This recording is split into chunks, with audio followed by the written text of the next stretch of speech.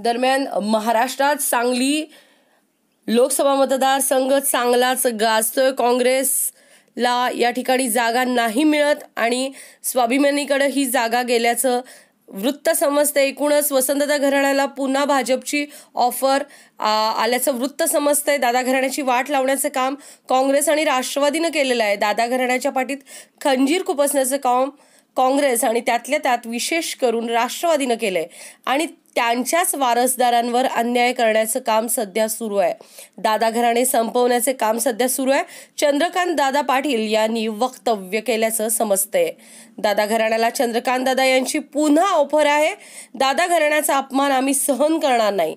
त्यांना आव्हान आहे की तिकीट मिळालं नाही तर लढा, नाही मिळालं तर स्वाभिमानानं बाहेर पडा, आम्ही पायघड्या घालून तुमचं स्वागत करू, असं महसूल मंत्री चंद्रकांत दादा पाटील यांचं वक्तव्य। Bureau report.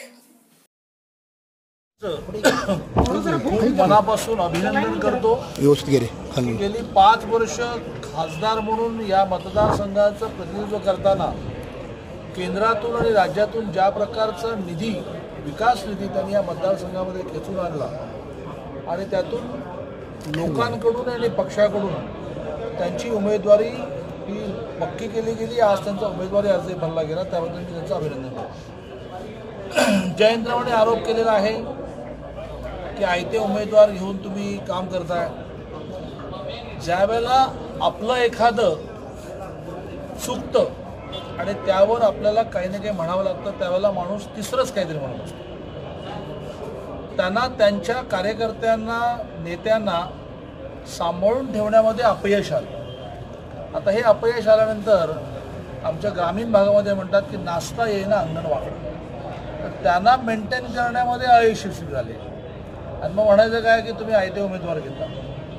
Bharatiya Janata party सर्व जाती, सर्व धर्म, सर्व पंथाचे, सर्व पक्षाचे जे जे कोणी भारतीय जनता पार्टीचं काम करायला तयार होतील ते सगळ्यांचं स्वागत आहे आणि त्यामुळे जयंतरावांनी अजूनही कोणी जात नाही ना डाव्या बाजूने उजव्या बाजूने, याची काळजी घ्यावी। एकीकडे अजून सांगली जिल्ह्यामध्ये विरोधी तुमच्या विरोधात उमेदवार मिळत नाही।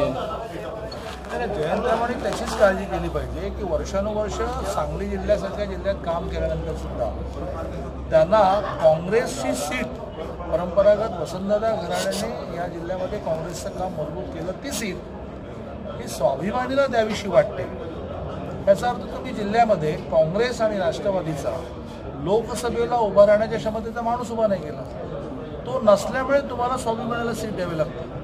असंही नाही की स्वाभिमानीकडे खूप मोठा स्ट्रॉंग माणूस आहे। याचा अर्थ काकांच्या समोर उभं राहायला तुमच्याकडे माणूसच नसल्यामुळे तुम्ही एकमेकाकडे बॉल ढकलता, ए तू लढ रे बाबा, ए तू लढ रे बाबा, हरायचं कोणी तुम्हाला प्रश्न पडला। पाटील घराण्यातली जी बंडखोरी होते त्याच्या मागे चंद्रकांत दादांचा हात आहे अशी चर्चा आहे।